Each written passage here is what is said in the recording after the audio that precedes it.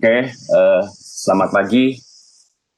Eh, ini cukup banyak ya bapak-bapak, ibu-ibu yang join di webinar ini ya. Mungkin kita tunggu sekitar 2 menit lagi ya, 9.10. Nanti kita akan mulai 9.10. Terima kasih.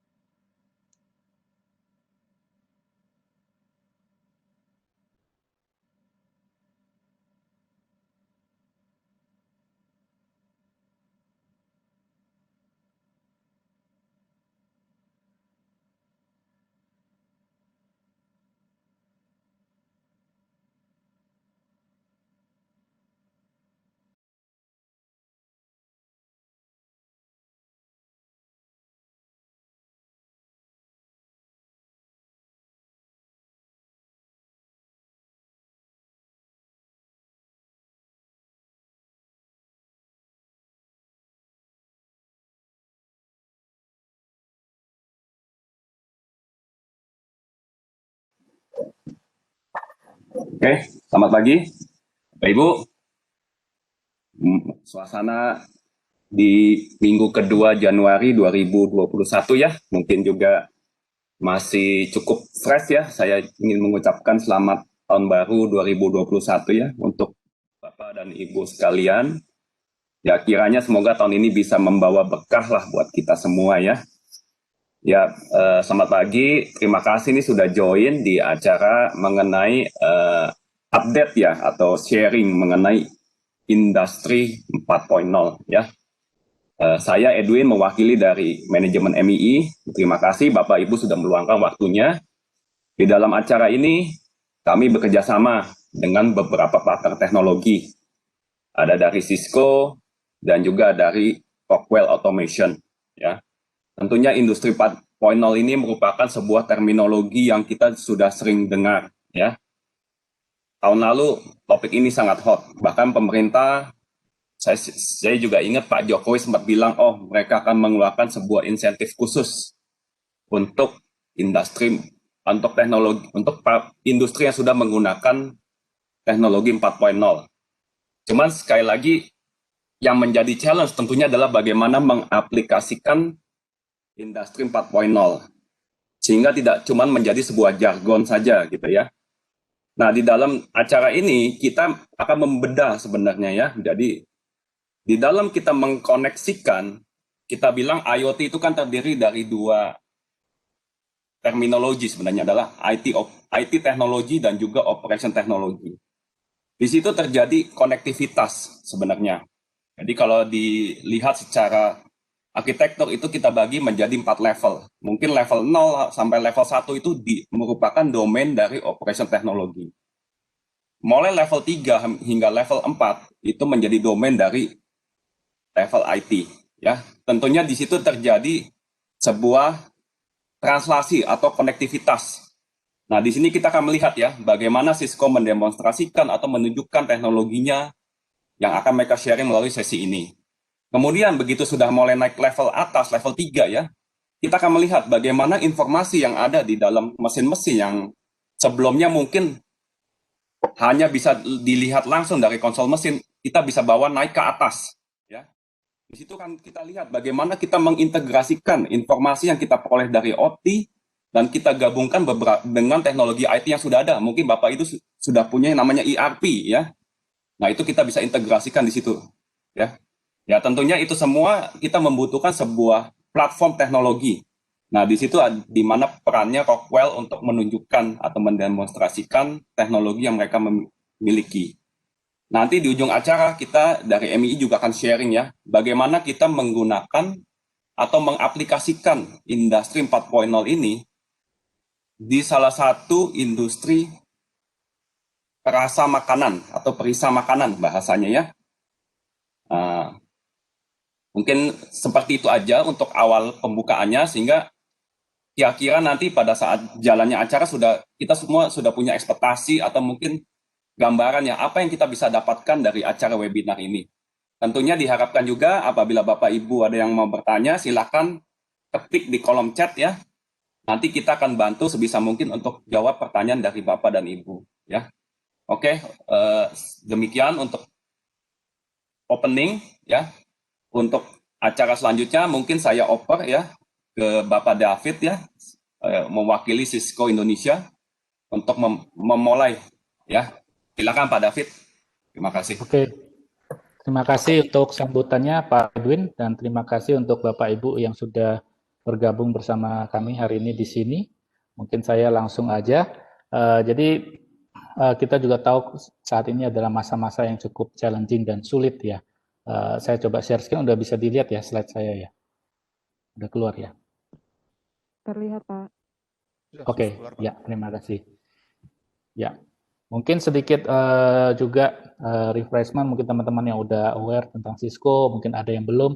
Jadi kita adalah provider IT, memang kita bermula dari IT, Internet Protokol, dan di tahun 1984 kita mulai ketika mulai launching internet ya. Jadi memang kita termasuk salah satu pionir daripada teknologi internet itu sendiri. Dan saat ini kita sudah mendukung berbagai macam industri, mulai dari edukasi sampai hospitality, sampai healthcare, transportation, dan manufacturing juga. Dan terutama di masa tantangan global saat ini, kami membantu banyak sekali partner maupun customer kami yang di berbagai vertical ini untuk bagaimana mereka menghadapi the new normal lah istilahnya ya.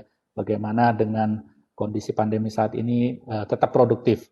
Nah, itu di global kita membantu banyak sekali dan hari ini khusus kita akan membahas tentang manufacturing ya. Nah, selain di global, kami juga di Indonesia dari tahun 2018 kita pernah juga suwon ke Pak Jokowi dan jajaran kabinet pada saat itu dan beliau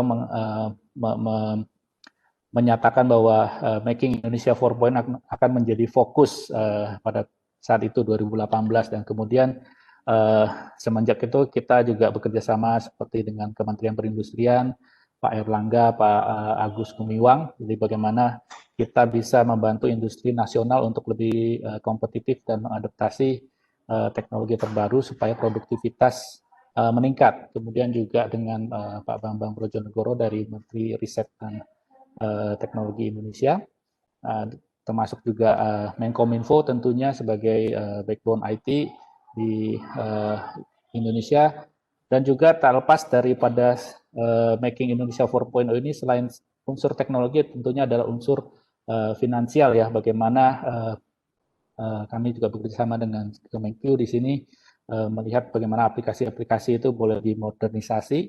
Mereka banyak menggunakan aplikasi di bisnis prosesnya dan juga dengan Bappenas, jadi Badan Perencanaan Nasional. Ini kebetulan kita juga membahas bagaimana ini ke depannya dengan efek pandemi, efek industri 4.0, efek peralihan generasi ke generasi Z, dan juga menggunakan teknologi dan energi yang baik untuk lingkungan ya, good for earth. Itu bagaimana ke depan perencanaan secara nasional maupun sampai ke daerah-daerah kota-kota di masa depan, termasuk juga pilar-pilar ekonomi ke depannya. Dan juga di waktu COVID ini kebetulan kami juga berkesempatan mendukung tim di Pertamedika untuk bagaimana mendigitalkan layanan kesehatan, dan juga dengan pemerintah Provinsi Jawa Barat ya Pak Ridwan Kamil di atas ini kita juga melihat bagaimana di tengah-tengah pandemi PSBB ini pelayanan publik jangan sampai terhenti. Jadi mesti tetap ada kesinambungan pelayanan publik.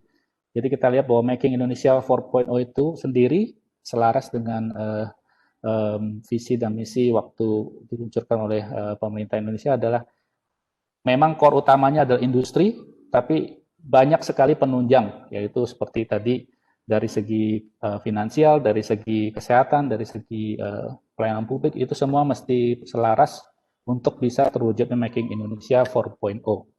Nah, ini juga kebetulan kita ada satu joint research yang baru di akhir tahun kemarin kita launching bersama. Jadi Cisco bekerja sama dengan Ikatan Ahli Perencana IAP dan juga Institut Teknologi Bandung dan EY Ernst & Young. Kita melihat tren global ini hubungannya apa dengan Indonesia, dengan kondisi kita saat ini. Jadi kita mencoba melihat keterkaitan antara apa yang terjadi di global, pandemi, industri 4.0, dan semua tren lainnya, bagaimana relevansinya dengan Indonesia dan spesifiknya. Misalnya kita ambil contoh, nanti ada ibu kota negara yang baru, seperti apa pengimplementasiannya. Ada di sini, di bagian ini juga kita lihat bahwa tidak hanya sekedar teknologi, memang teknologi yang utama, 9 pilar industri 4.0, tapi selain teknologi dibutuhkan istilahnya infrastruktur dan manajemen.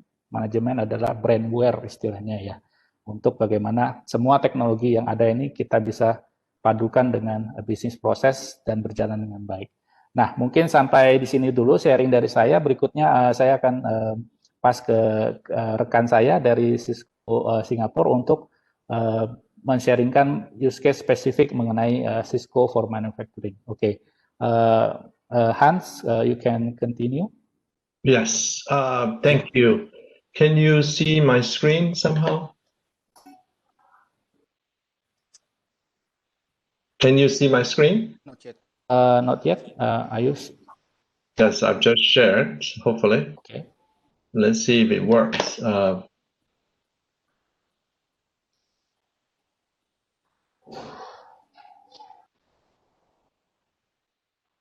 Does it come up? Yes, it's come up.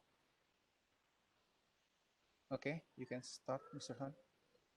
It's you can see my slide now, right? Yes, of course. Okay, thank you. Can you guys hear me clearly? Yes. Yes, perfect. Yes, Han. Thank you. So, first of all, a quick introduction about myself. My name is Han. So I lead manufacturing and industrial sectors in APJC. I'm part of worldwide industry group in industry solution group in and of course situated in APJC. So I have actually tuned my presentation slightly differently from where the agenda is, and then in the agenda it says manufacturing use cases, sharings, but I kind of tweak a little bit because of the timing to address the issue about how to connect, secure, and automate your industry 4.0 journey. But the essence that I'm sharing will be kind of aligned to use cases as well. So without further ado, and I'll start. Right? Just 1 second.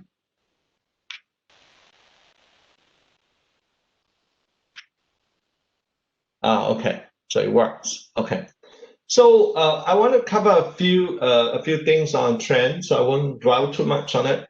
So I think many of us are very, very aware of Industry 4.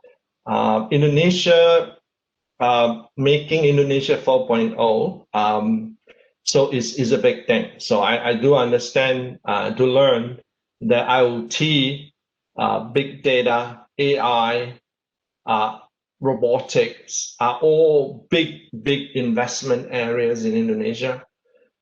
However, from use cases point of view, from where Cisco is helping our customer point of view, I want to point out a few key disruptions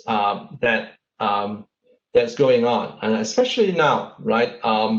For last 12 months, we have seen a big shift that brought about, and that is being activated by the pandemic. That 4 or 5 things that I want to leave it with us is the whole focus on what we call extreme agilities, right? So all of our customer right now is thinking concerning the supply chain and manufacturing is about agility. So why? Because of that whole economy out there is really uncertain, right? So how the customer is thinking about how dynamically how to thrive in these uncertain times. Yet, with zeroing in the whole, what we call the customer centricity. So absolutely focus on delighting the customer because of that challenges and so on, right? And then not forgetting resiliency. I think just now, but David is also addressing to that.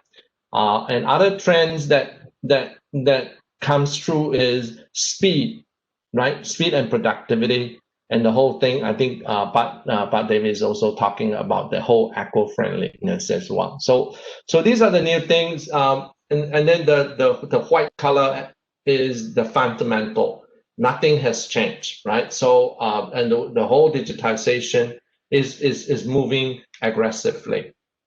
So amidst of all these disruptions, something that is at the focal point of this change, that is the factories, right? So factories is identify and marked out factory plant, even a processing areas are all marked out as the biggest impact, the biggest opportunity from the industry point of view, right? So the backdrop, so coming from this disruption, there's this unrelenting competitive pressure, right? So ever increased OEE availability. Just for those of us who are not really familiar with manufacturing, OEE means that overall equipment effectiveness is concerning availability, productivity, and qualities. And also, as industry is shifting to be more customer-centric, to have bigger visibility, so the whole shift towards data centricity and total integration, and this is the essence of Industry 4, as we have all come to know by now, right? So because Industry 4 is not new, it's in the market, it's being introduced, and for what, 5-6 years right now, right? So innovation, faster, cheaper, and what I call it absolute operation excellence, meaning that absolute cost, faster, more productive, and so on. So again, the whole social economics, globalization, and then loss of trained talent, tradesmen, green, sustainability are all important. Last but not least, safety and security concern are the top of minds of our customers. And as you all may know, security is the baseline, and safety is the additional concern that would impact brand values and the production integrity and so on and so forth, right?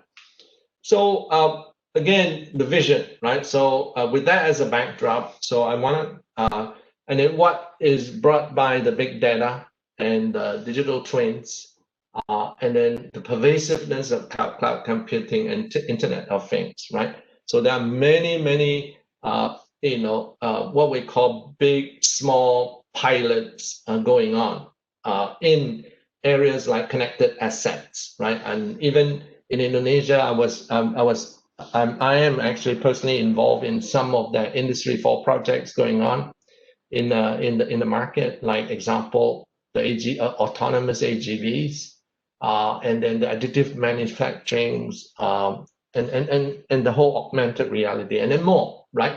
More in the quality areas, more in the supply chain areas, and more so. So and then the good thoughts is Indonesia. I think most of us already know this. Will be part of the HMI in 2021 in Hannover Messe. Cisco will be there as well. So we will learn a lot more about that. So in terms of where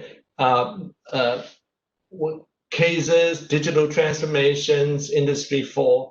So I just kind of a reminder slide, right? That outcomes, opportunity and outcomes is key, top of mind of our customers. So the value doesn't lies in the number of projects, number of things that you have on the shop floors, or the gears, the new machines that you're buying, but the whole importance of digital transformation or the industrial IoT is how we connect people, process, data, and things together, right? So here we have carefully documented the kind of business outcome, and then our partner will from Rockwell and from MRI will explain some of the use cases that are being achieved.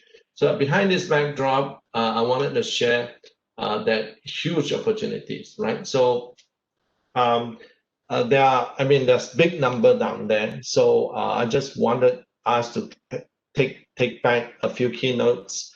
We have spent for the last 5-6 years focusing on both discrete and process manufacturers, and then carefully document some of the areas where our customers pursue the use cases and then the outcome achieved, right? So without fail, manufacturing and supply chains are the biggest value at stake that we need to go after.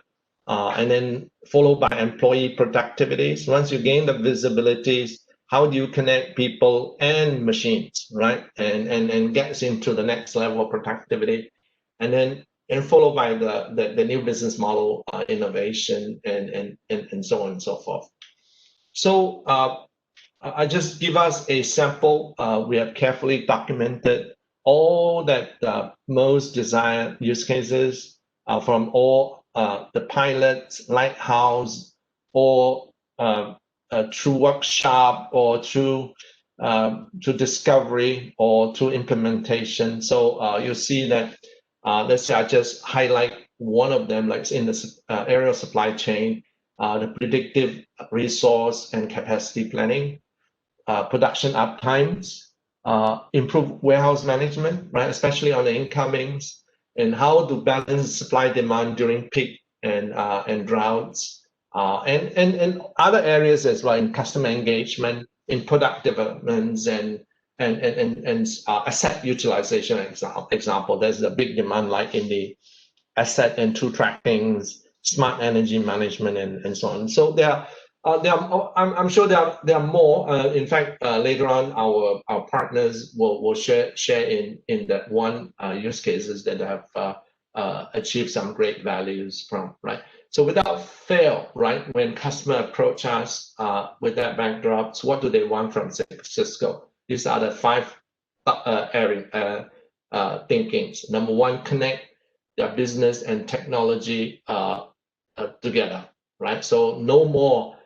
In fact, in the past, in fact, most of that what we call that automations and digitization happening today are mainly kind of business is business, IT is IT, right? So more so now, our customer is wanting us to converge the IT and OT and the business stakeholders, and then you probably begin to hear more over time that the whole convergence has translated into not IT nor OT, and there is something that they call industrial IT, right? So you're seeing organizations, you're seeing technology, you're seeing the whole areas of focus coming together.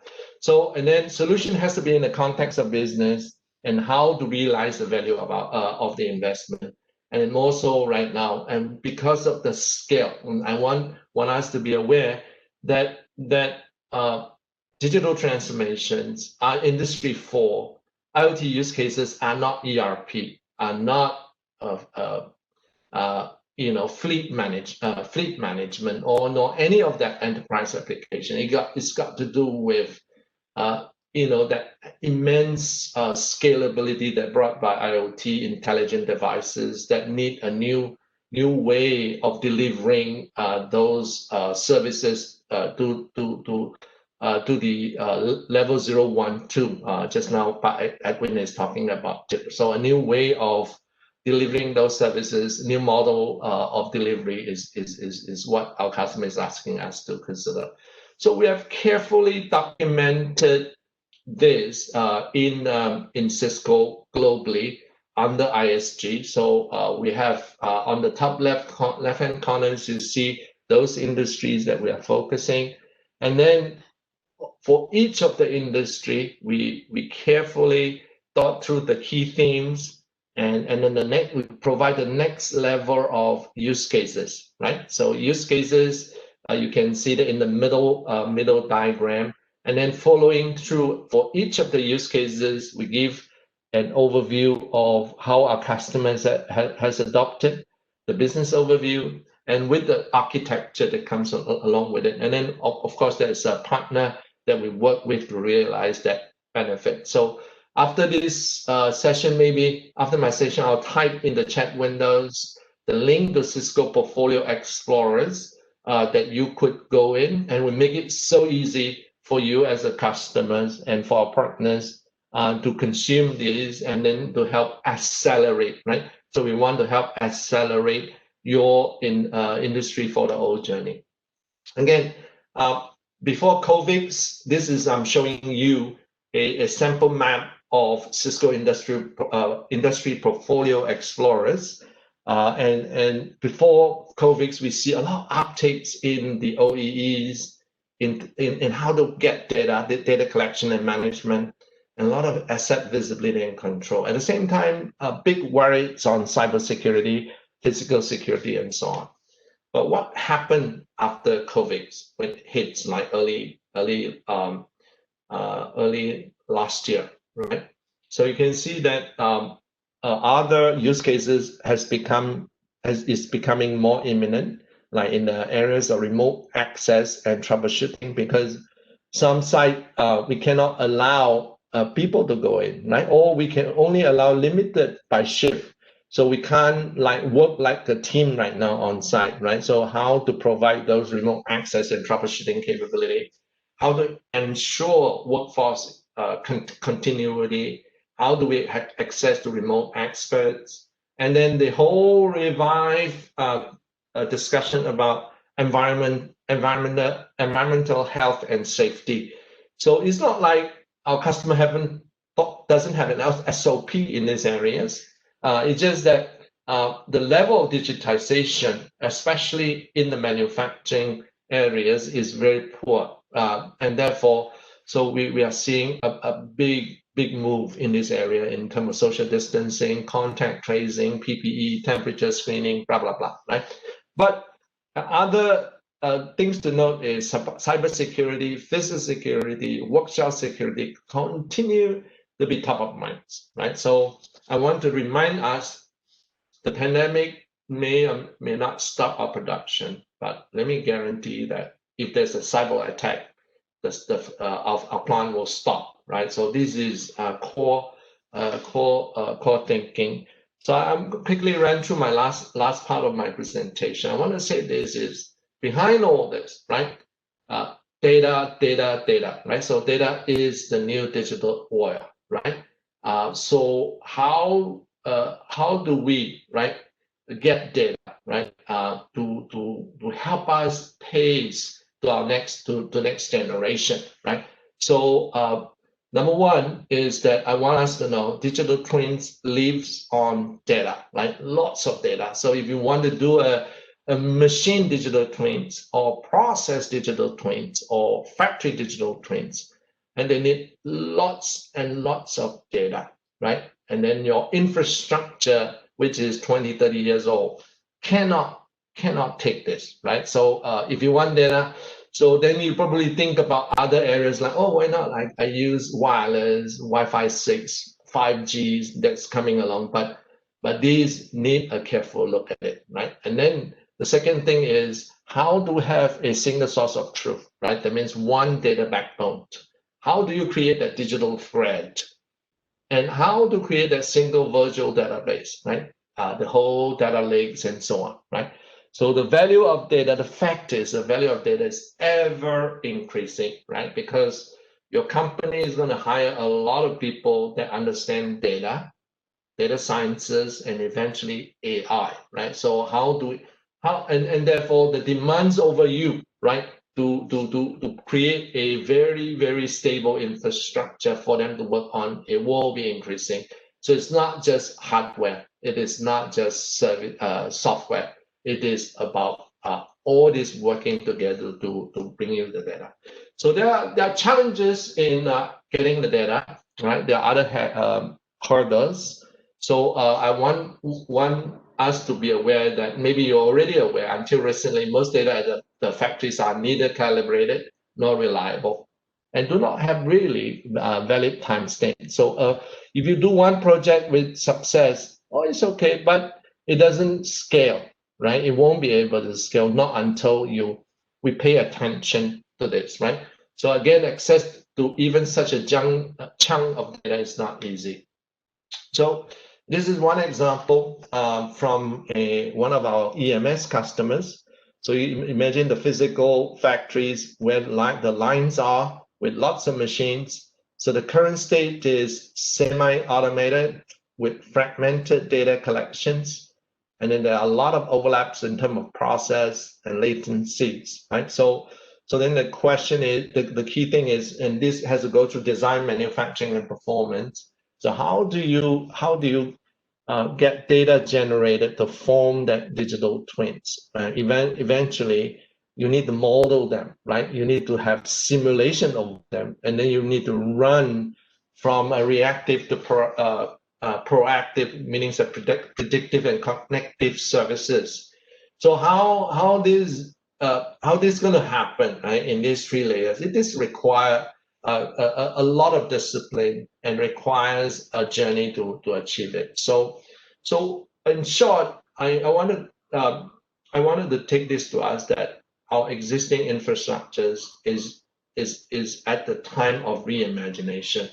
So the old world, right? You see the dark blue that I painted, the old world from top to bottom, it is taken for granted, and it is not relevant anymore, right? So and the infrastructures at the data centers at the level 4, 5, I think like Edwin is talking about, it has been overinvested, right? So what is underinvested in terms of IT is from the level 3 down, right? So, but the new norm is that from level 02 to level 3 is going to give you massive big data, right? So I'm just giving you other use cases, like for instance, how can you have pervasive visibility in term of execution and processes from man, machine, material, plants, and tools, right? So a lot of our customer right now is installing camera in level 0 to 2. And mind us, right? The camera is not 1K, 2K, 4K.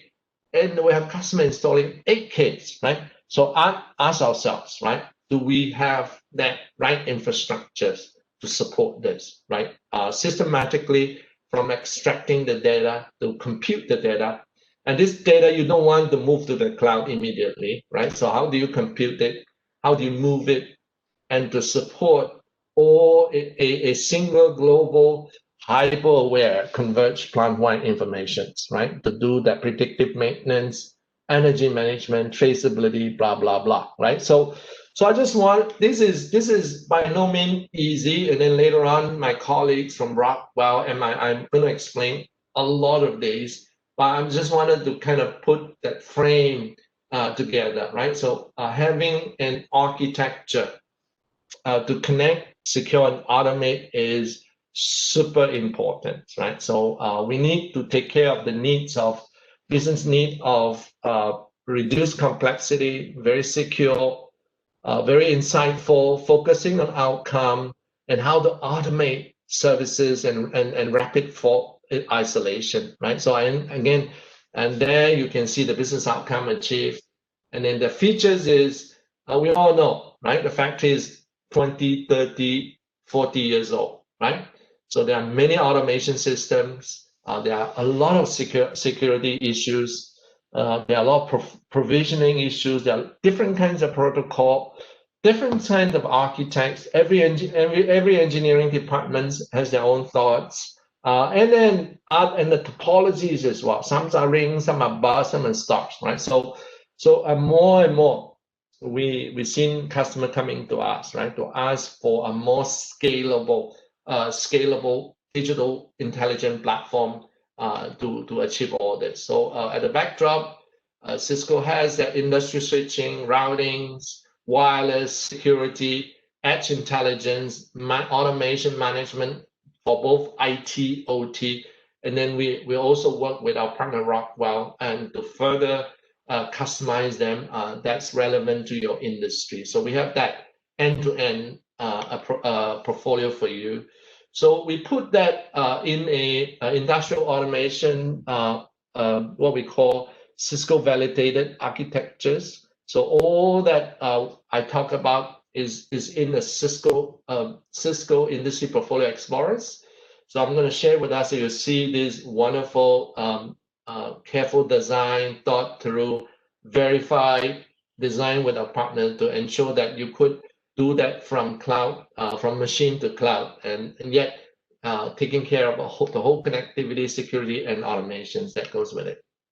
Again, today I'm very privileged to co-present with our dearest partner, Rockwell Automation. So I just want you to know that we are working together, right, with Rockwell on that plan of the future, where CPWE is that core cornerstone in terms of how we enable all the intelligent devices to talk Ethernet, talk IP, and to have that the industrial IT possible, from foundational to automation to security, and to look into that basic solution set from mobility, video, collaboration, and all, and then cover. And there's so much use cases, so I won't be able to in one session cover it all. But I just wanted to be to assure you that the reason why a good partner come together is that we want to make it so easy for you to consume. Yet you know that you are working with a trusted partner to walk you through your entire journey of digitization. So why Cisco? OT innovations, security, and then how we make IT OT works, right? And how do we do that single pane of glass, right? From central management to the conversion of all that information you need, right? So the key of best of both worlds, no longer IT as IT, OT and as OT. And then I want to say this to you is that I have already seen trends. I already see customer doing this, right? This whole OT, IT will not be, right? Because of that rate of change, because of the requirements of extreme agility, these two organizations eventually, depends on your maturity, will come as one, right? One organization to do that, right? So Cisco has that experience to help you through that transition. So again, this is a sample customers that you may be familiar with. I'm going to show up. Some of them are still confidential. So we have worked in industry for digitizations and so on in big customer like Fana, Mazak, Samsung, Hindustan Zinc, Woodside, and you see those brands and you understand working across the different outcomes and also what we have contributed in that digital journey. So some quick closing thoughts. Digitization is a journey, right? But don't take it as a pocket of just POC use cases, right? Think through that journey, and then get the platform ready, right, for scaling, and then you will ensure continuity in your success in doing that, going through that change. And then also remind us that COVID-19 doesn't stop, but it accelerates, right? So I just give you one example how, I mean, clearly what it taught us, right, that that whole COVID require us to have fewer people in the factory. That means you need more automation, you need more visibility, and therefore you need more digital transformation going on in the factories, in your retails, in your customers. So again, as I say, HSE is broadly overlooked, and then the industrial security remain the top most concern for the industry. I think we got good content covering security today. Again, and look at it, right? So business outcome, right? So all that work need to think about what do we do. Don't test the technology. Don't go for 5G. Don't go for LoRaWAN. Don't go for that wonderful sensors, right? Think about the outcomes you're going to achieve, right? And therefore, I'm looking forward to more conversation from you, right? So with that, I end my presentation. I hope it is it's helpful and helping you to prepare and then continuing your journey on making Indonesia great from an Industry 4.0 point of view. Yeah. Okay. Thanks, Hans, for the wonderful sharing on the use case globally and how digital transformation has accelerated.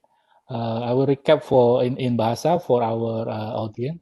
Jadi tadi sudah di-sharingkan bahwa Industri 4.0 beberapa tantangannya adalah bagaimana kita menghadapi banyak sekali sensor maupun PLC maupun controller sekarang semua sudah IP based, Internet Protocol based, dan itu membutuhkan satu pemikiran yang menyeluruh end to end karena itu menjadi fondasi daripada digitalisasi. Kedua yaitu konektivitas, dibutuhkan konektivitas yang reliable dan handal. Dan ketiga, ketika kita bicara internet protokol, tentunya internet ada faktor cyber security ya, keamanan siber seperti apa, jangan sampai pabrik kita dihack.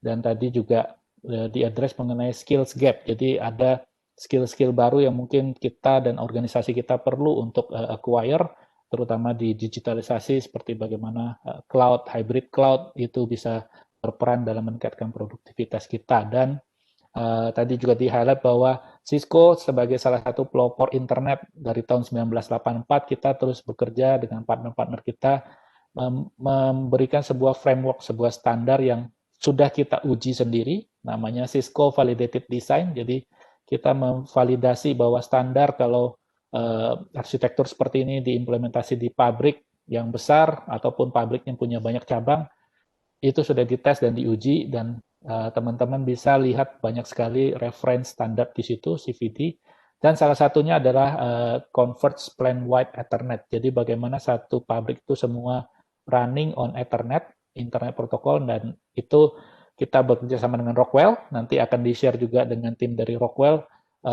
Teman-teman lihat itu adalah kira-kira salah satu dari sekian banyak Cisco Validated Design yang teman-teman bisa akses juga, jadi supaya perjalanan Industri 4.0 kita bukan sebuah science project, tapi itu benar-benar sebuah yang bisa meningkatkan produktivitas dan handal, dan juga reliable dan aman terhadap resiko cyber security. Sekian mungkin recap dari saya kembalikan ke MC. Pak David, paste Cisco Industry Portfolio Explorers on the chat windows. So just kind of reminding everybody if you want to make reference to it, so you could have easy access to that. Okay. Ya, itu barusan pas di kolom chat window, link untuk ke Portfolio Explorer, dan di sana teman-teman juga bisa lihat use case dan Cisco Validated Design tadi yang saya mention. Oke, saya kembalikan ke MC. Terima kasih. Oke, thank you Pak David. Thank you juga Mr. Hans untuk informasi mengenai produk Cisco yang dapat menunjang performance dari manufacturing di Indonesia agar akselerasi industri 4.0 dapat berjalan baik. Oke, selanjutnya kita persilakan untuk Mr. Debraj Chakraborty. Beliau adalah Business Development Manager Network Security dari Rockwell Automation Southeast Asia. Oke, Mr. Debraj, it's your time for show presentation. Thank you.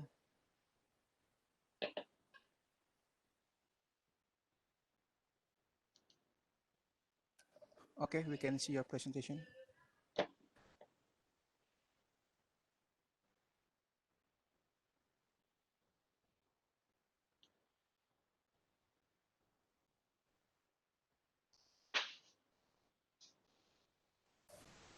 Hi, Debraj, you're still on mute.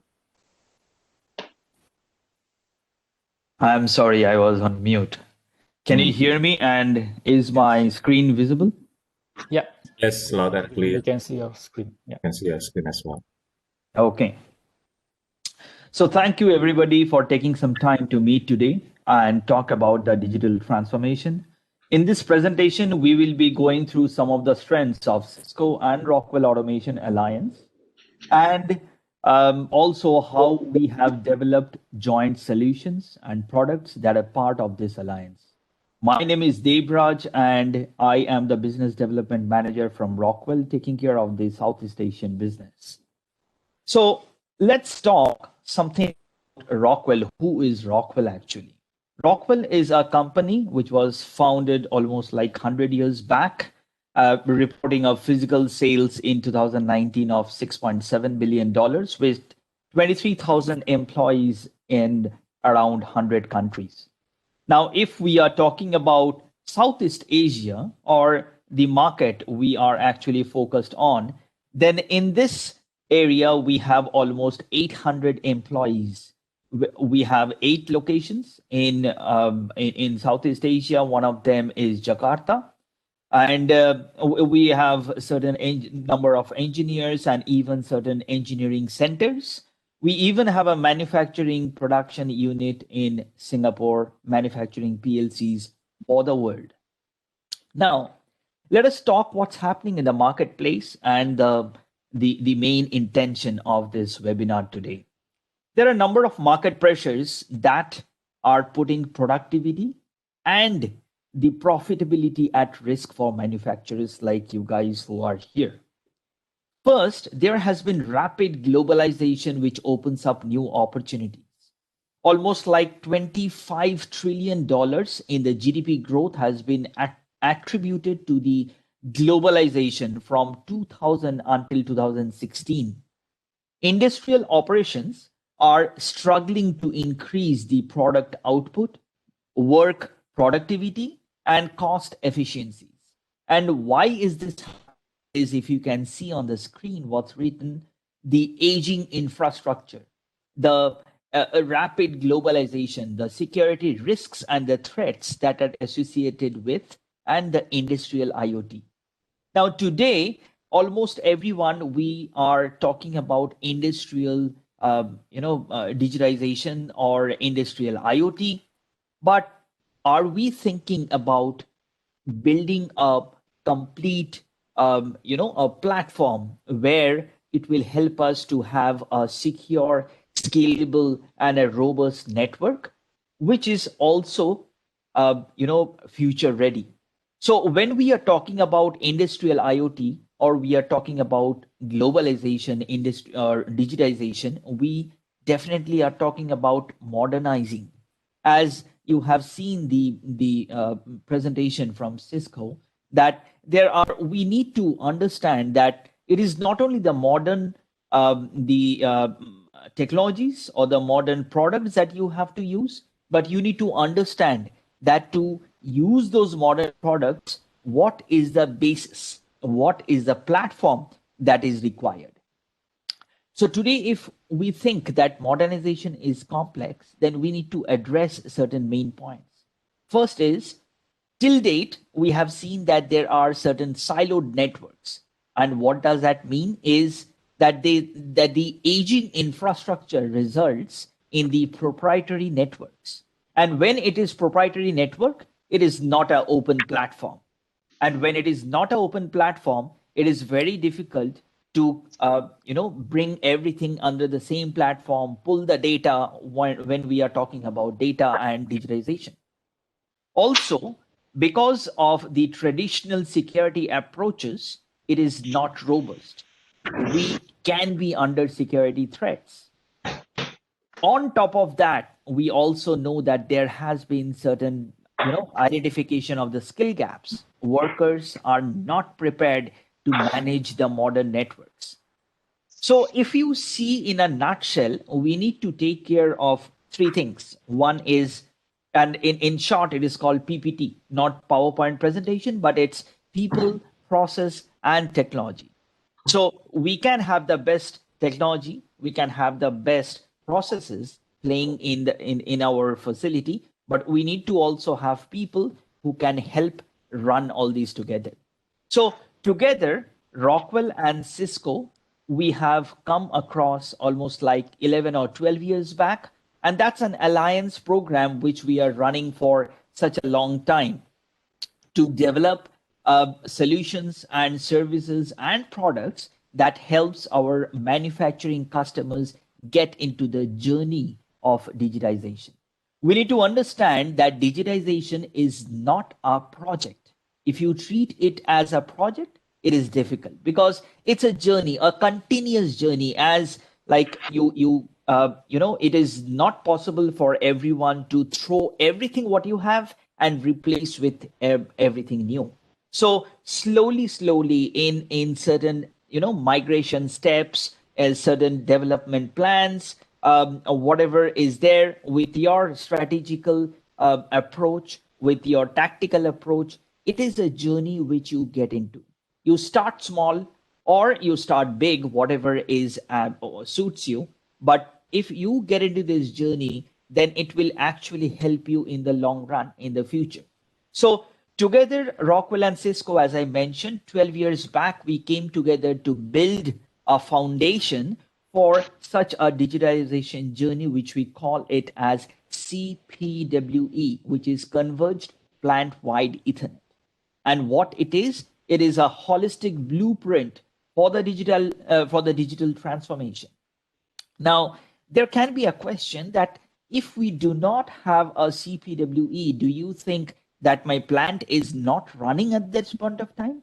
No, that is not the, I would say that yes, your plant is running, but your plant is running maybe with certain non-standard, architecture. And when I say non-standard, it means that, when it comes to the industrial organization or the industrial standards, there has been certain standards which is defined by the ISA or the IEC or the NIST or the NERC.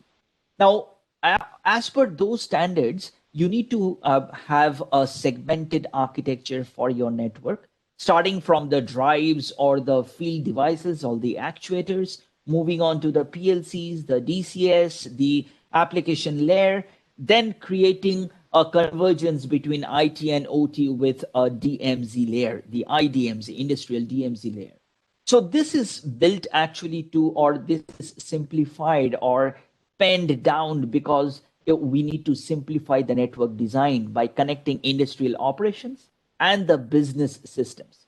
So when we say industrial operations, it means the OT, the operational technology.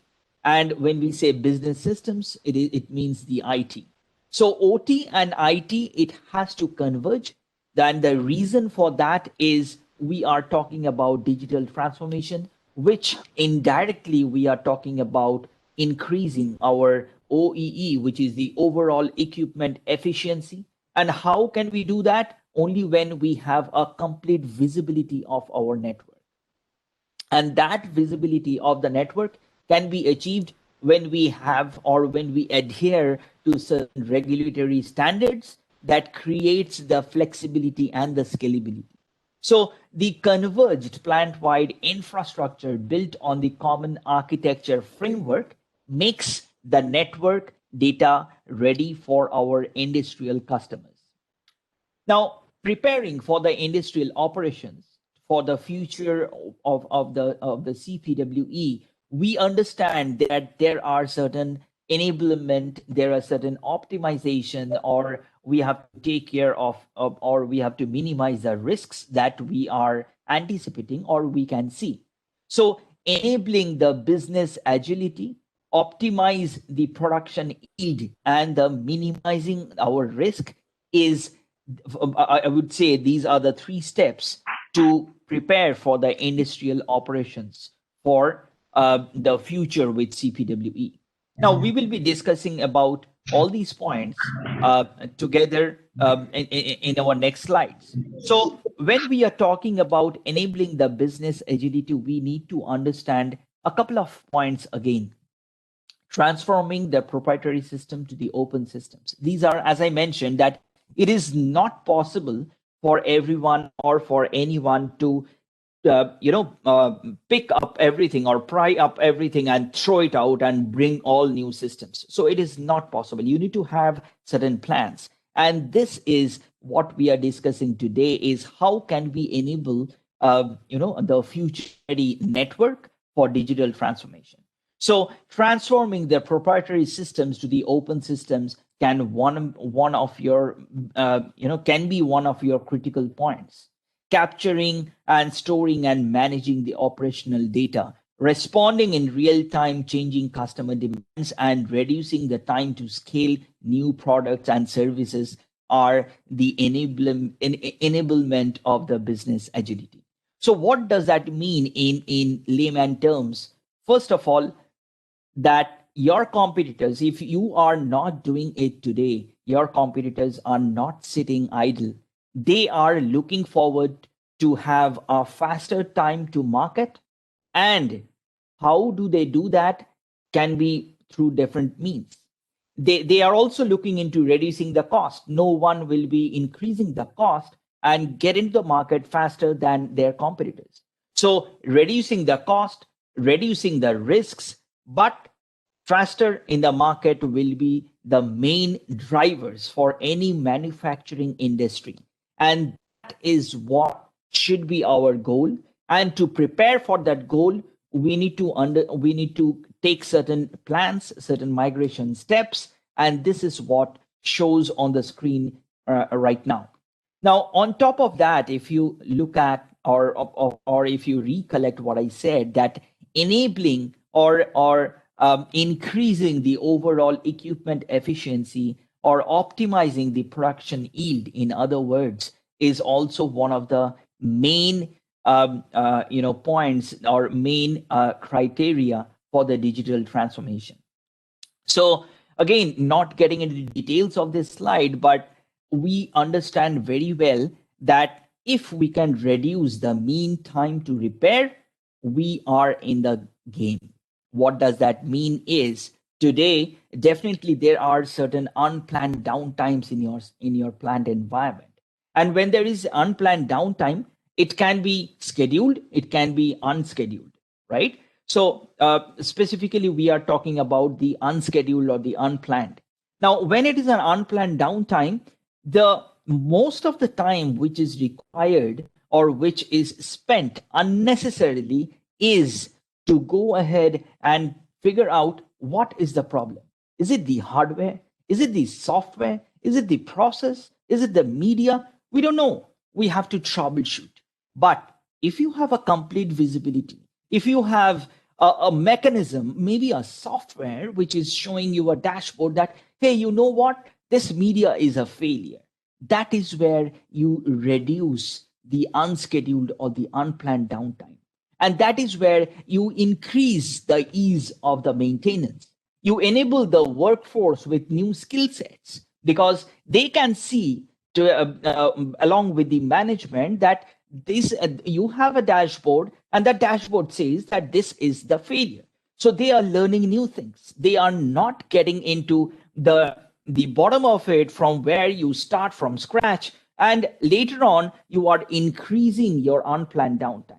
So optimizing the production yield will help you get into the journey with the most important factor is minimizing the risk.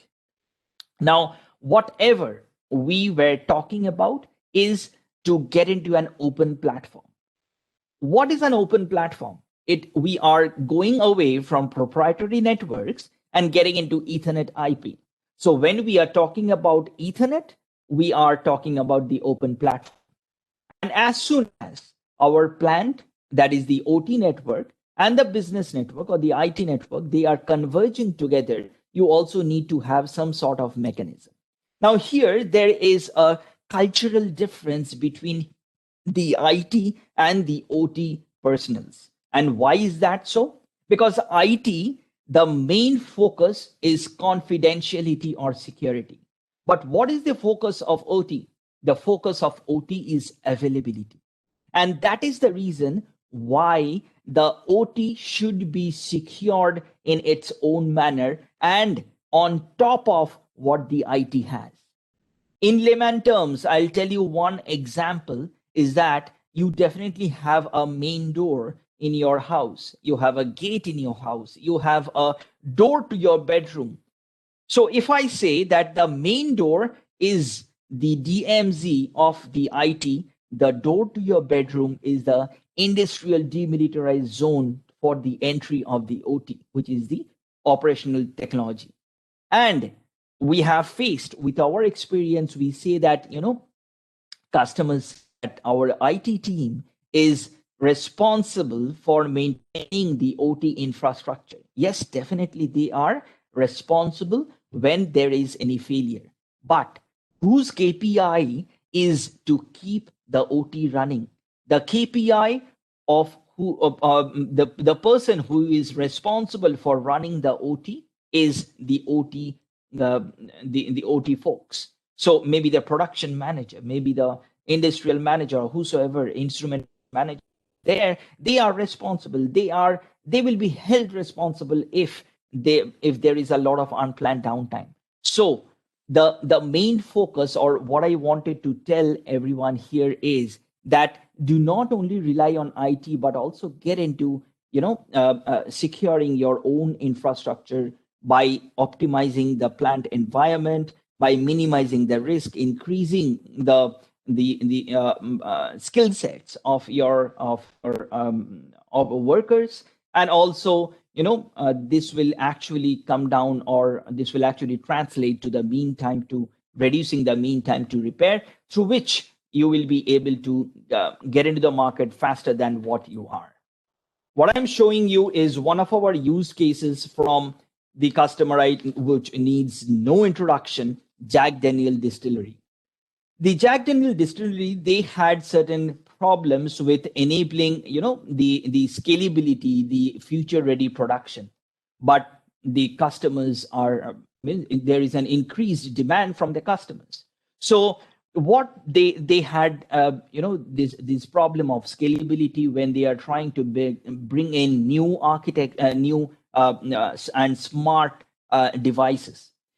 So our consultants, when they move ahead with the CPWE architecture, which is a Cisco and a Rockwell Alliance, solution, with the best practices, we helped the customer for a better asset optimization through scalable and more standardized, reliable, secure, and future-ready, architecture. Because, as I mentioned, that this reduced the mean time to repair and increase the overall equipment efficiency, that helped the customer in better business agility through secure OT and IT connectivity across the enterprise.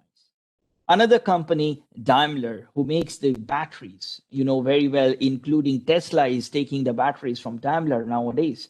So this company also had the same, problems, that their main challenge was to keep the cost controlled, because they had their manufacturing, with all the smart equipments and the IoT devices, but their cost was increasing. Their unplanned downtime was increasing. And that is where, when the managers, they got involved, they thought of doing something predictive, but Rockwell helped them in moving from predictive analysis to a fully managed services, which we can offer from our services, our portfolio. So what the basic remains is a solid foundation of the network architecture, through which everyone had a complete visibility of the plant floor, through which Rockwell consultants 24/7, 365 days helped the customer maintaining their network through remote support centers that are there in 15 different locations across the world. In summary, together, Rockwell and Cisco, they are leading this digital transformation. So towards a connected enterprise with secure and reliable converged plant-wide Ethernet architectures. This solution enables manufacturers to optimize production yield by connecting operational and business systems, minimizing the risk by protecting physical and network assets, and enable the business agility by making networks data ready. Through extensive interoperability and secure connectivity, CPWE accelerates the convergence of industrial operations. I'll point you, this is my last slide, where If you want to learn more about CPWE and what our customers are telling, like Jack Daniels and Daimler, as I told you, you can go ahead and look into these links. Learn more about CPWE. It's a free document available in Cisco and Rockwell sites, 537 pages, which pens down all the requirements, the considerations for a proper design, which is scalable, robust, and secure in nature. So start using the Cisco and the Rockwell websites to learn more. Thank you so much. Any questions and answers maybe are addressed later. Okay, thank you, Mr. Debraj, for update product for the automation, what it can help to us in industry manufacturing. Oke, teman-teman sekalian, Bapak-Bapak, Ibu-Ibu, mungkin setelah dari informasi yang Pak Debraj tadi informasikan mengenai Rockwell Automation, solusi apa yang bisa di-carry untuk industri di Indonesia. Nah, mungkin selanjutnya biar nggak makin bingung lagi, ini kan dari tadi bahasa Inggris. Nah, habis ini ada dengan Pak Wahyu Kuncoro Adi. Beliau merupakan adalah industri IoT spesialis dari Mitra Integrasi Informatika. Beliau akan menceritakan sedikit use case sharing session. Bagaimana sih penggunaan Rockwell Automation, Cisco bekerja sama untuk industri di Indonesia. Oke, mungkin Pak Wahyu, kami persilakan waktunya dapat melakukan sharing session atau use case session di sini agar Bapak-Bapak, Ibu-Ibu dapat lebih memahami estimasi kolaborasinya ke sistem Indonesia. Oke, silakan. Baik. Oke, sebelumnya suara saya jelas? Jelas? Jelas ya, baik. Saya akan melakukan share sebentar untuk screen saya. Oke, sudah kelihatan screen saya? Ini mungkin saya minimize dulu. Ya, oke. Ya, saya dari IoT, dari IMEI, yaitu spesialis. Mungkin saya akan mulai saja tentang ini. Jadi fokus ke IoT kami ini tentang bagaimana kami dapat membantu bapak-bapak sekalian untuk achieve ya, untuk mendapatkan manfaat dari industri 4.0. Di mana pendekatan kami adalah industri 4.0 itu adalah dengan menggunakan teknologi Internet of Things yang kami kumpulkan data-datanya masuk ke dalam platform atau mungkin dalam database-nya Big Data. Lalu setelah itu dari data-data yang banyak sekali dan itu kita akan bangun AI atau bangun pemodelan untuk bisa membantu bapak-bapak ibu sekalian dalam menyelesaikan pain point atau masalah-masalah yang bapak-bapak atau ibu-ibu hadapi. Nah, mungkin ini adalah gambaran ya Pak, apa sih kegunaannya dari kenapa kita harus melakukan sentralisasi, kenapa kita harus melakukan digitalisasi.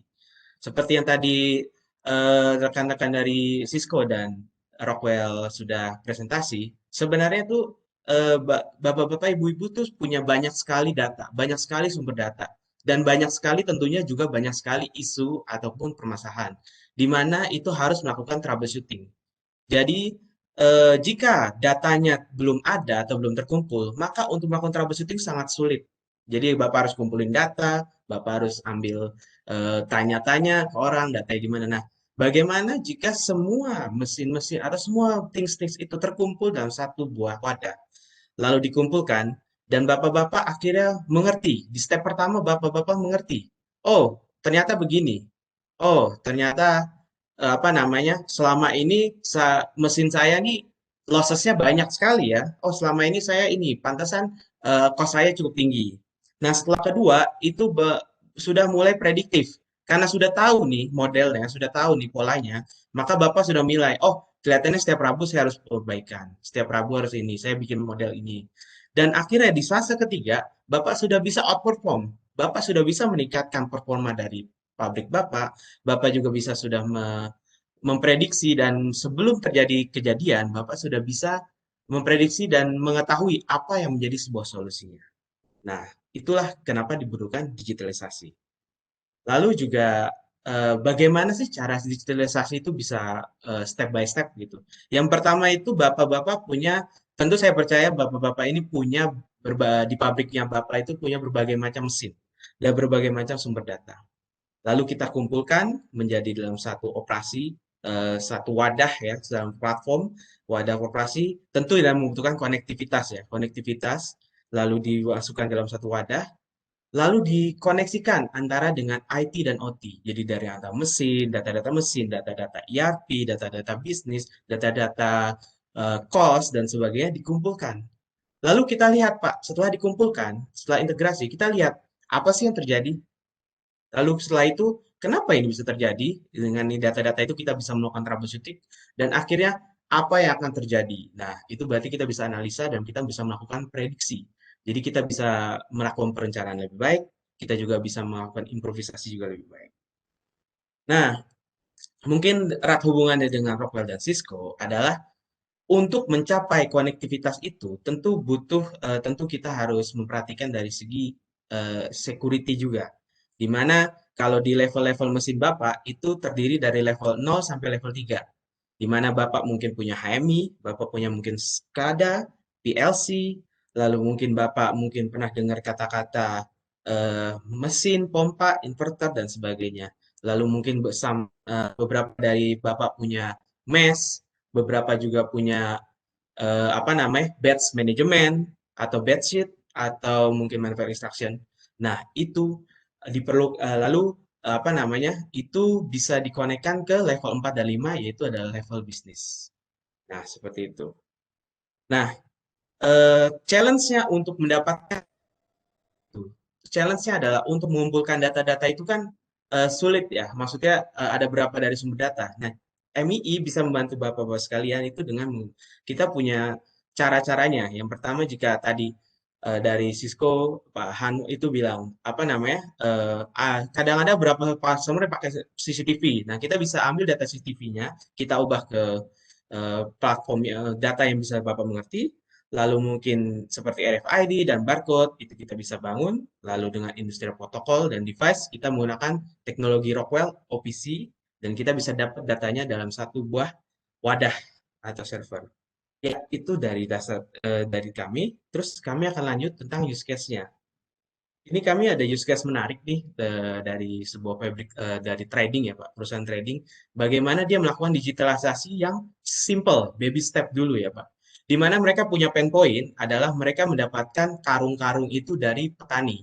Jadi mereka membeli jagung, membeli padi itu dari petani. Tapi namanya petani kadang-kadang packingannya tidak standar.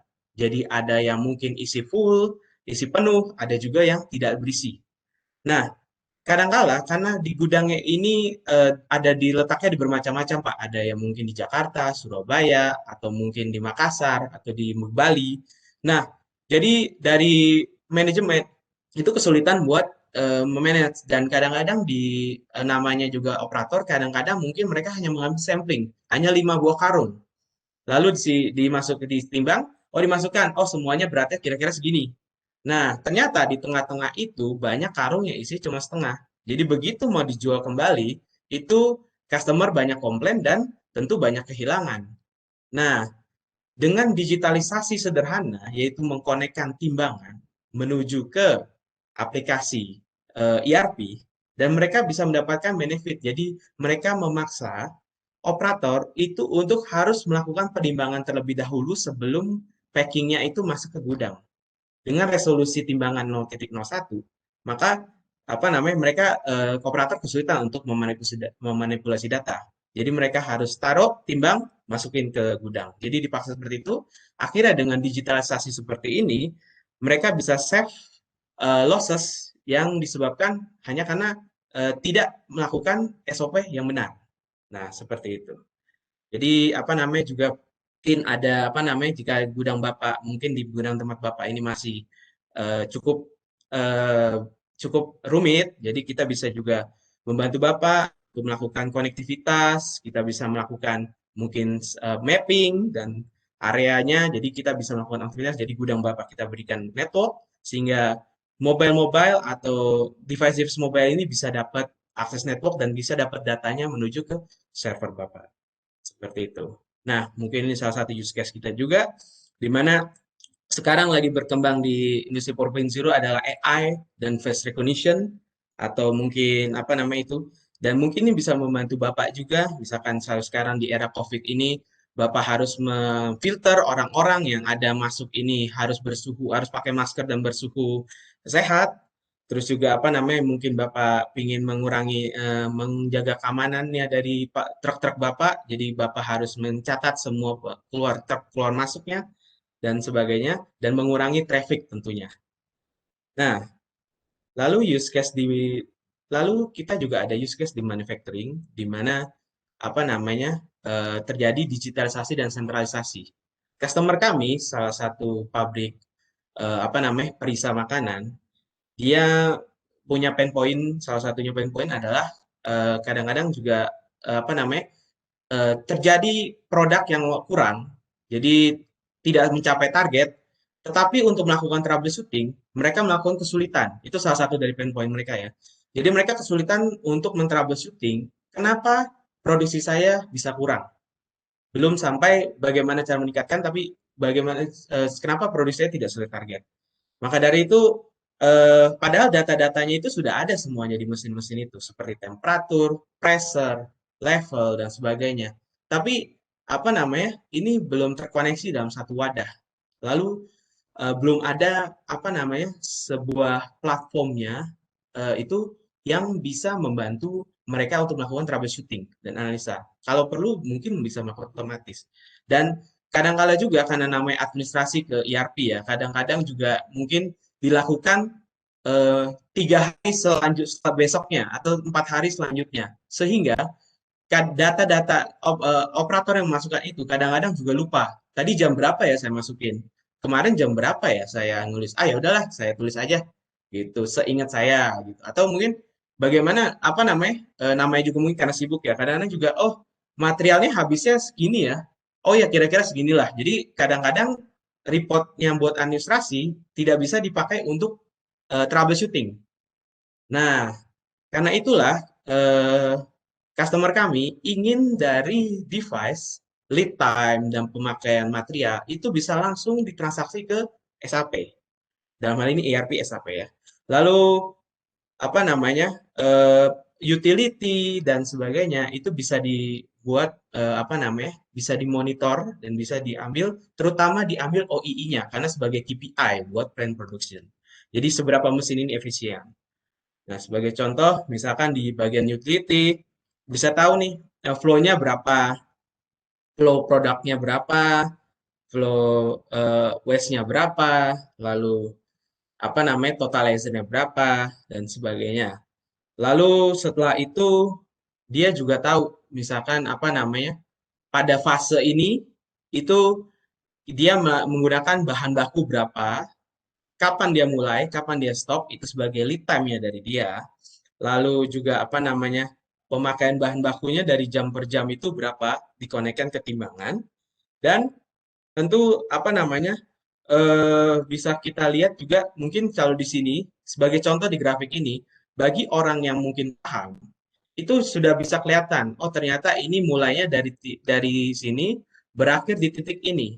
Itu mungkin bagi orang yang paham, itu mungkin sudah kelihatan. Oh berarti kenapa ini ada yang panjang dan pendek ya? Oh berarti mungkin produksinya ada kelambatan nih. Nah terlambat itu karena apa? Dan itu dari data-data ini saja kita sudah bisa melihat dan kita bisa menganalisa. Terlebih lagi nanti dengan platformnya ini, kita bisa mungkin dengan platform dan data-data yang dikoneksikan ke mesin, kita bisa melihat ketika lambat, parameter penting apa yang menyebabkan dia lambat. Ketika dia cepat, parameter penting apa yang cepat. Jadi kita juga bisa monitor, jangan-jangan cepat ini kualitasnya kurang baik. Nah, lalu tidak semua orang mengerti tentang grafik ini. Jadi mereka akhirnya, oke, gimana kalau kita bikin alert-nya. Jadi kalau ada lebih dari, misalkan temperatur lebih dari 100 derajat, 105 derajat, maka terjadi alert dan sebagainya. Dan itu pun juga bisa lakukan. Dan terus saja, ini tracing. Jadi pada saat pemakaian order produksi ini, dia memakai aset mana saja. Jadi dia bisa melakukan tracing. Tracing di mesin ini A, B, C, D, sehingga kalau ditemukan masalah, ternyata mesin B masalah. Ternyata itu yang menyebabkan kualitas down. Bahkan Bapak mendapatkan kecepatan dalam menyelesaikan masalah dan tentu saja apa namanya hasil kompetisi di antara kompetitor Bapak bisa lebih mengefisienkan produk dan lebih bisa mendapatkan benefit dan mungkin bisa menjadi lebih leader dibandingkan kompetitor karena Bapak sudah memiliki sistem yang lebih efisien. Nah, lalu juga apa namanya? Mungkin dari tadi itu kan ada istilah namanya OEE ya, Pak. OEE ini mungkin dari beberapa Bapak sudah tahu, ada juga mungkin yang belum. Jadi OEE itu adalah Overall Equipment Effectiveness. Di mana OEE itu terdiri dari 3 buah parameter, sedikit saja saya jelaskan. Namanya availability, mesin itu bisa berjalan berapa lama. Lalu performance. Performance-nya itu mesin itu berjalan, tapi output-nya berapa banyak. Dan quality, dari outputnya itu seberapa banyak yang balik. Nah, dari situ diperkalikan, maka kita akan mendapatkan OII yang sesuai ini. Jadi kalau OI-nya rendah, oh kita bisa troubleshooting. Kenapa ini mesinnya ini rendah? Jadi selama ini mesin saya jalan, tapi output quality-nya tuh kurang bagus. Jadi, oh ternyata mesin saya tidak efisien. Nah, jadi itu makanya itu menyebabkan dia tidak bisa apa namanya kita bisa meningkatkan efisiensinya. Nah, lalu cost monitoring seperti tadi, pemakaian air, pemakaian listrik, dan sebagainya, itu bisa kita monitoring dan kita bisa menentukan mana yang menjadi eh, sumber cost yang terbesar di sini. Jadi, tentu mungkin beberapa dari Bapak sudah punya seperti ini, tapi bagaimana cara mengkoneksikan menjadi satu buah platform dan satu buah ini, dan beberapa mesin Bapak juga mungkin belum terkonek, dan Cisco dan Rockwell, kita bisa membantu Bapak untuk hal ini. Kita bisa menggunakan teknologi NAT, kita bisa menggunakan teknologi yang lain, jadi kita bisa membantu Bapak untuk mengkoneksikan device-device dan mesin-mesin Bapak ke dalam satu buah platform. Nah, mungkin saya sedikit demo ya Pak. Saya sedikit demo di mana kami melakukan testing, di mana kami melakukan alert otomatis dari ini, kita akan kirim langsung menuju ke WhatsApp.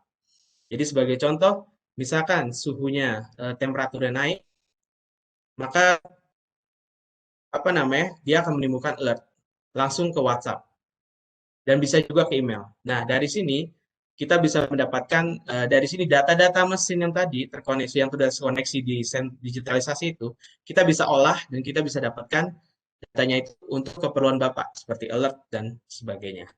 Lalu kedua adalah mungkin dari AI juga yang kita ini, jadi data-data yang CCTV, data-data yang itu yang Bapak dapetin itu bisa kita olah Pak, kita bisa olah datanya, lalu kita buat seperti ini.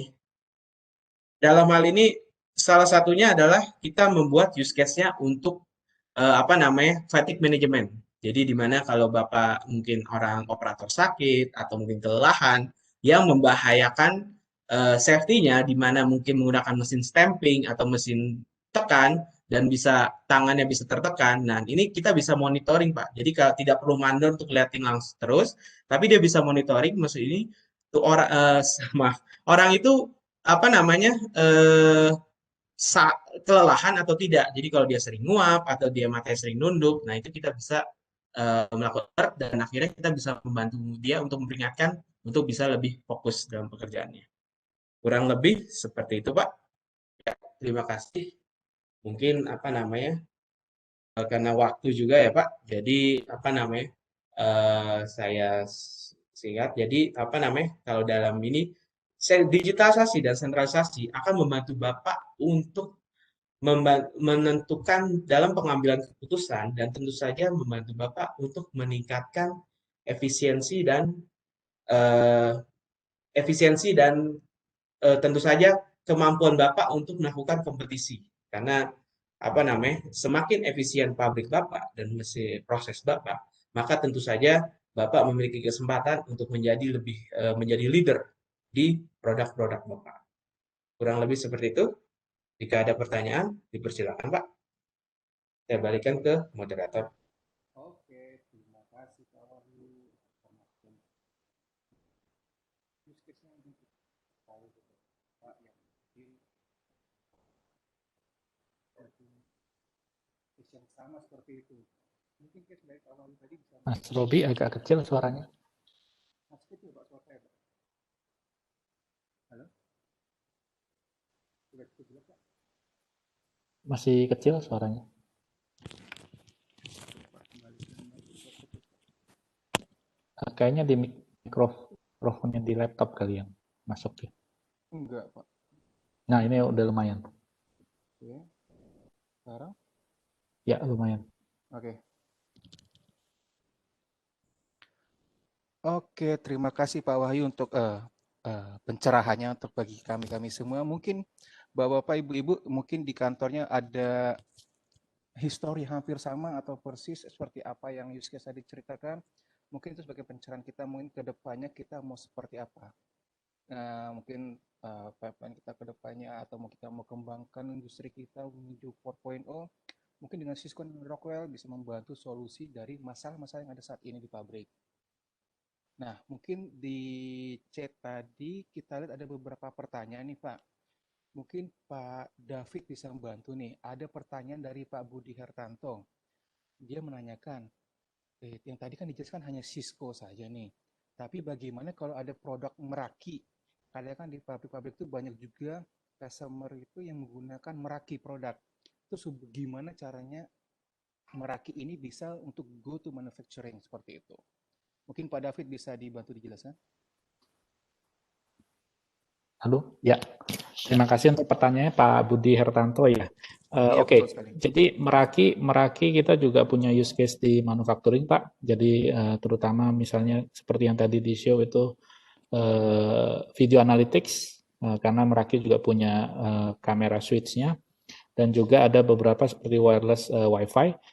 Memang untuk yang istilahnya koneksi ke PLC atau controller, memang lebih disarankan yang industrial grade, yang Cisco portfolio industrial grade. Kita juga punya industrial grade router and switch. Salah satunya karena ini Pak, efeknya kalau di factory floor ya biasa temperatur, mesti tahan panas, mesti tahan debu, mesti tahan vibrasi, dan elektromagnetiknya juga mesti lebih strong, dan itu biasanya kita rekomen dengan menggunakan produk portfolio Cisco yang industrial tadi yang di-show oleh Han Tiong Lo. Ya, di-show itu industrial grade, itu wireless industrial grade, terus ada router switch yang industrial grade. Nah, jadi di Cisco validated design kita juga include yang industrial grade. Kalau yang Meraki mungkin masih di ini, kita belum launch yang masuk ke Cisco validated design, tapi sudah ada use case-nya di manufacturing, Pak. Itu yang pertama. Terus ada pertanyaan dari Pak Budi Hartanto juga ya, yang kedua nih mengenai Iya, betul. Dari Pak Sugionto.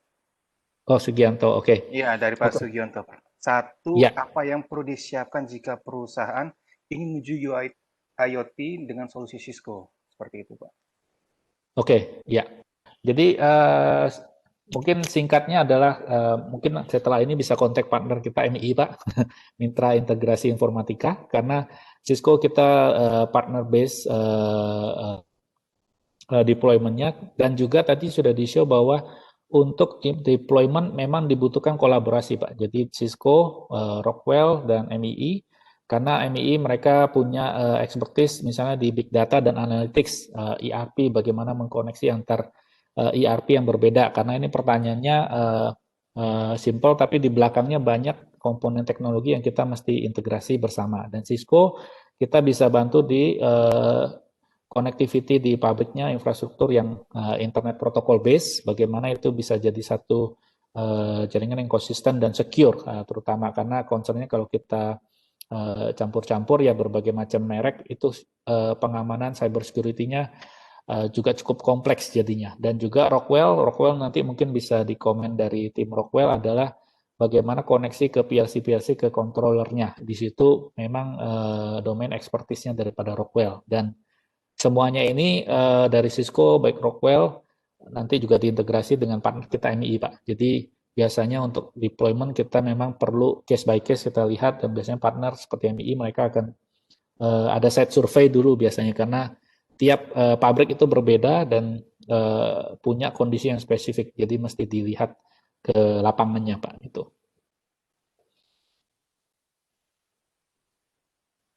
Pak Robi, Ya, silakan saya Pak bantu Wahyu. jawab ya. Boleh. Pak Wahyu. Jadi dengan bantuan solusi namanya mungkin Pertama itu yang perlu disiapkan mungkin mesin-mesin yang Bapak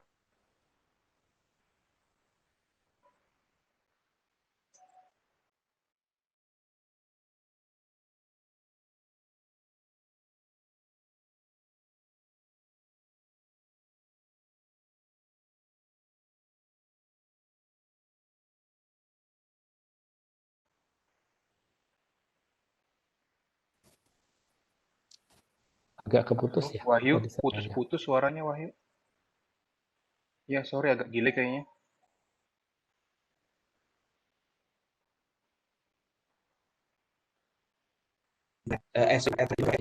lihat lapangan dulu ya Pak, kan Halo. yang Kayaknya industrial grade. lagi delay internetnya tadi. Oke. Mohon maaf, kedengaran suara saya sekarang? Nah, Halo? baru jelas Wahyu. Pak Wahyu Oke, tolong diulang lagi mohon maaf. tadi. Ya. Ya, mohon maaf Pak. Itu jadi apa namanya? Mungkin di Cisco juga ada switch industrial grade yang portofolio di mana apa namanya bisa membantu Bapak juga mengkoneksikan mesin-mesin Bapak untuk terkoneksi dalam satu buah infrastruktur atau satu buah subnet yang bisa terkoneksi dalam satu buah server dan itu datanya bisa tersentralisasi. Lalu untuk license dan sebagainya bisa kita bicarakan Pak. Jadi mungkin setelah ini bisa hubungin rekan saya Robi atau mungkin AM-nya MI Pak. Dengan senang hati kami akan membantu Bapak. Siap. Dengan senang hati kami akan membantu Bapak. Dengan apa namanya kami akan membantu juga Bapak untuk memilihkan produk yang Rockwell sebenarnya produk Rockwell dan produk Cisco yang terbaik. Jadi apa namanya? Jadi kita bisa lihat terus nanti kita bisa lihat terus untuk license ERP itu nantinya apa namanya kita harus cek dulu Pak karena ERP ini kan bermacam-macam Pak. Terus untungnya kami dari MI kami cukup kuat di beberapa nama-nama besar ERP seperti SAP, Oracle dan Dynamics. Jadi kalau mungkin ERP Bapak salah satu dari itu dan mungkin juga ada ERP yang lain, kita bisa lihat dan kita bisa membawa tim kami untuk menentukan license mana. Jadi MI cukup banyak solusinya. Jadi apa namanya? Kami berharap kami bisa membantu Bapak untuk sinkronisasi antara aplikasi itu sebaik mungkin. Jadi itu sih untuk license dan itu ya bisa nanti kita diskusikan. Sebenarnya yang tadi saya share itu kalau dari mesin itu kan ada protokol industrialnya itu biasanya menggunakan OPC. Nah, OPC-nya seperti apa? Itu dari Rockwell ada dan apa namanya bisa dipakai dan dimasukkan dalam satu buat platform. Tapi balik lagi tetap perlu sentralisasi karena apa namanya kalau beda subnet itu memang harus disamakan dulu karena kalau nggak bisa komunikasi. Itu sih Pak. Oke, terima kasih Pak Wahyu. Mungkin dari Pak David ada tambahan? Ya, tadi ada pertanyaan dari Pak Budi Hartanto juga mengenai kalau OS-nya udah lama dan nggak bisa end of support ya. Jadi ini masalah klasik yang sering kita temuin terutama di manufacturing karena biasanya machine maker itu mesin-mesin is a bit memang life cycle-nya lebih panjang ya 20 tahun, 30 tahun. Mungkin begitu kita mau upgrade udah susah kita kontak si machine maker-nya. Salah satunya salah satu workaround adalah kita ada beberapa use case juga Pak, mana mereka menggunakan itu industrial grade router ataupun switch daripada Cisco. Ada juga yang istilahnya punya edge intelligence di mana mereka bisa memporting aplikasi on top of router atau switch kita. Biasanya itu kemarin ada yang di otomotif, salah satu perusahaan otomotif global, mereka mengemulasi mesin-mesin atau interface PLC-nya yang lama. Jadi dia lihat logiknya seperti apa, dia emulasi, di porting ke switch atau router Cisco yang baru. Jadi istilahnya di merge ke hardware yang baru.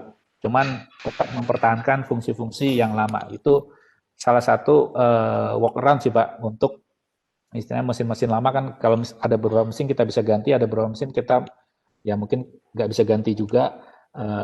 Salah satunya yaitu juga ada selain edge intelligence seperti tadi yang di show, ada juga partner-partner kita yang menggunakan video analytics maupun OCR ya, optical character recognition, dia connect ke HMI-nya. Jadi mengekstrak data dari HMI, panel HMI-nya si mesin itu, karena istilahnya mungkin mereka udah nggak punya protokolnya ataupun sudah mesin lama. Itu ada beberapa, dan memang ini spesifik Pak, jadi mesti case by case dan mesti dilihat, divisit ke pabriknya, baru kita bisa tahu kira-kira solusi apa yang lebih bagus. Dan kita juga rekomendasi setelah ini bisa kontak NII dan timnya, mereka punya tim untuk lebih deep dive melihat kondisi di lapangan seperti apa dan merekomendasikan solusi terbaik Pak, karena ini istilahnya nggak bisa one solution fits all ya.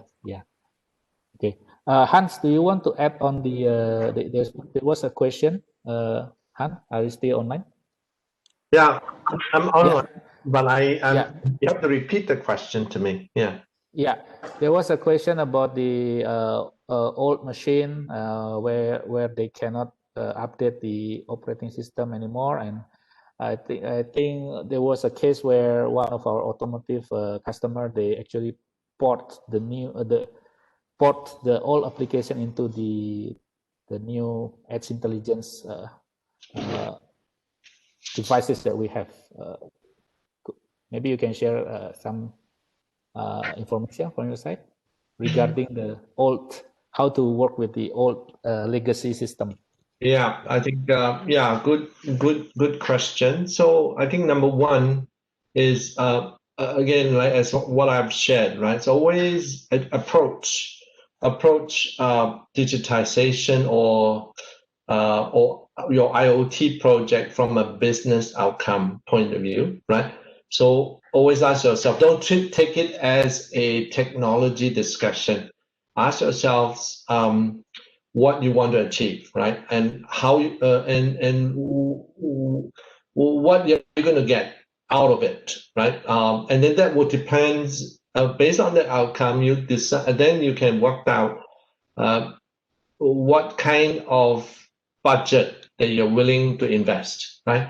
To get the data, extract the data out of that machine. So that means including possibly upgrade the PLCs, right, the automations, or upgrade the machines, right? So this discussion, you need to have a big picture first, right? And then communicate with the C-level stakeholders and say, I want to do this. This is what it takes. Now, that's one thought I have. The second thought is, if you cannot connect to your machines, right? The other approaches meaning that you use what we call attach strategy, right? Attach means you don't touch the machines, right? You can't connect. You use sensors, right? So sensors could be like vibration sensors, right? You attach, you don't connect, right? So you try to extract relevant data based on observation, right? So attach, or could be you can use videos, right, to watch, right? Then you have to translate those data. So again, these are very, very painful decisions you have to make. This is a project discussion. If you really cannot, then all means out, you cannot do connect, you cannot attach, then there's no choice, right? Based on what I've said, right? Your business case, and then you may want to upgrade the machines, right? Because the overall objective is more important than you lose the entire digitization or digital transformation objective. Yeah. Okay. Thanks, Hans, for the comment. Debras, you want to comment? Is Debras still on the line? Yeah, I'm on the line. So I would like to echo what Hans said, that the same thing. If these are very painful stuff, but yes, there is a way how to do it and how to connect it. Nothing is stopping us from getting into a proper discussion and looking into it, that what is the exact challenge, because what we hear and what maybe we will be experiencing when we are looking at that particularly, that may be completely different. So getting into a discussion and then planning out what should be our steps into this journey that will help us in resolving the challenges that we have.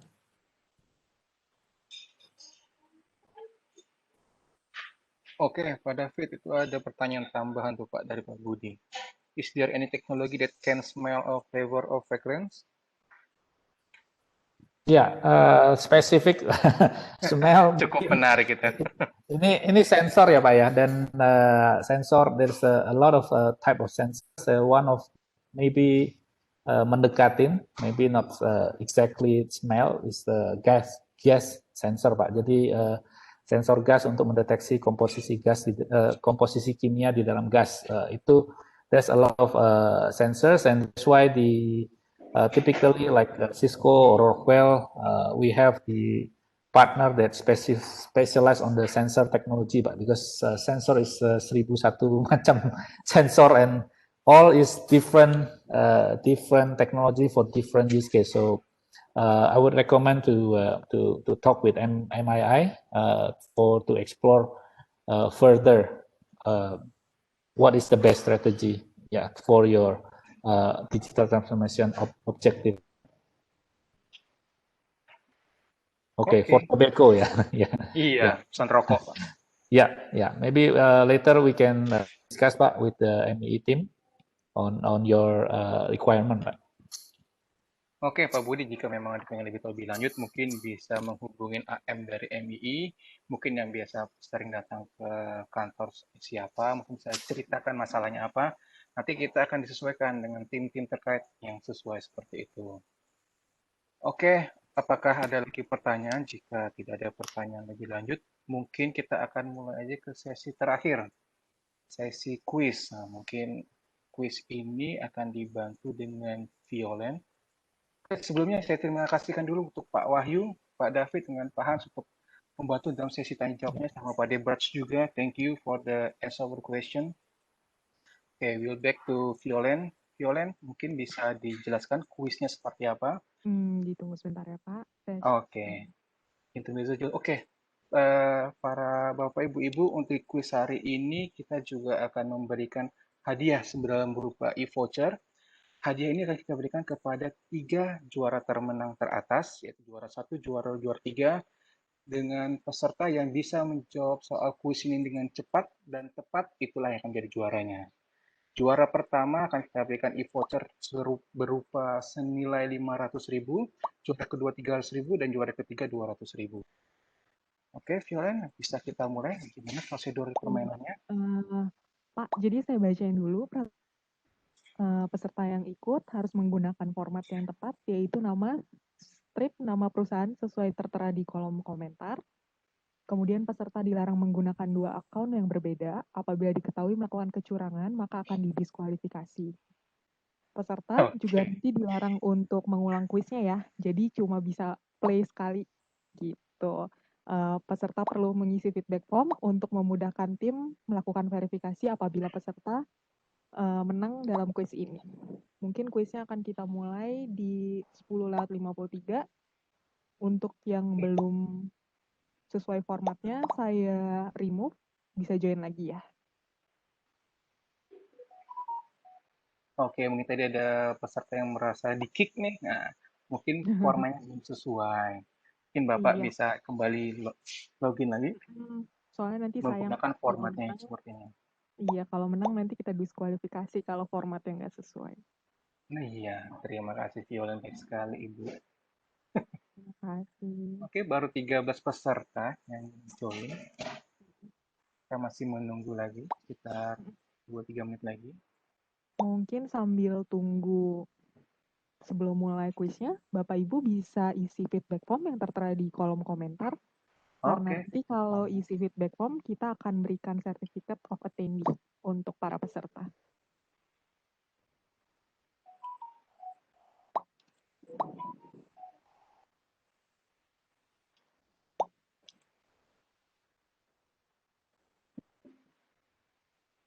Kuisnya kita mulai di 10:53. Siap, 1 menit lagi. Oke, Bapak Ibu, baru 18 yang join. Ayo, mana dari 76 peserta yang hadir masih standby di sini? Kita tunggu kehadirannya, tinggal mungkin linknya bisa di-share lagi di menu chat Mbak Viola. Ya, sebentar.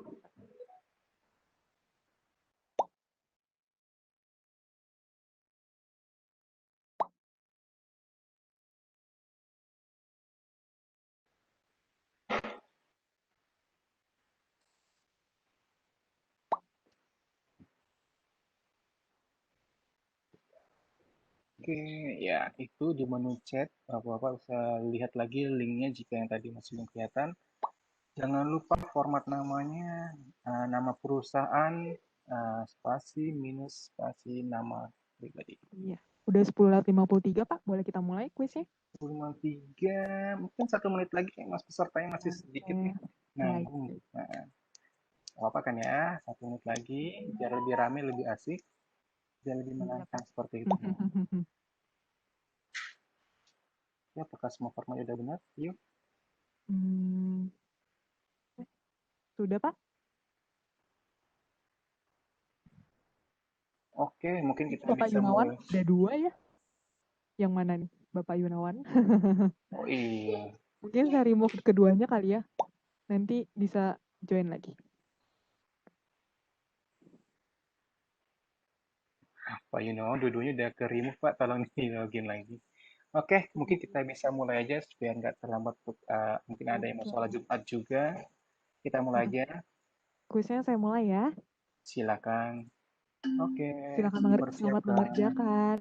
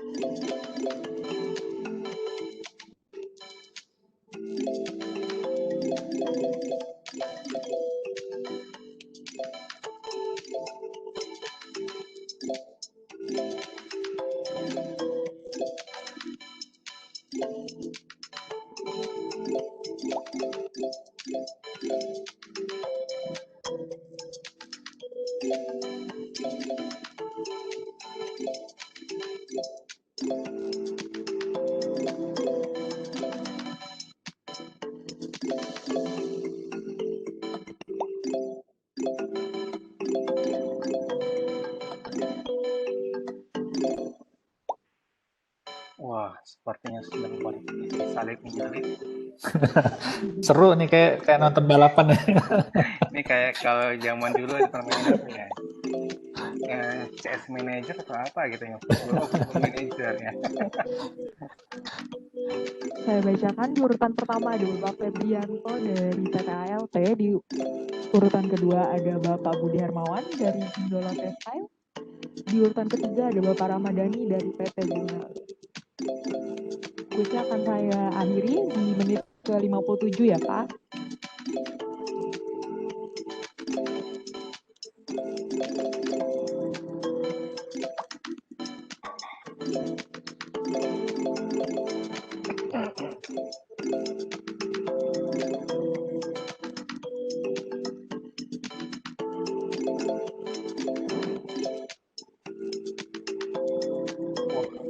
Luar biasa.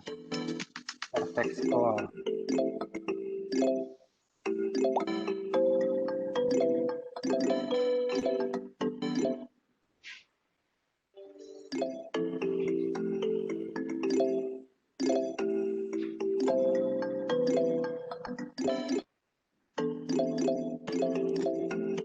Kuisnya akan saya akhiri ya Pak. Mungkin sebentar lagi, Vi. 3, 2, 1.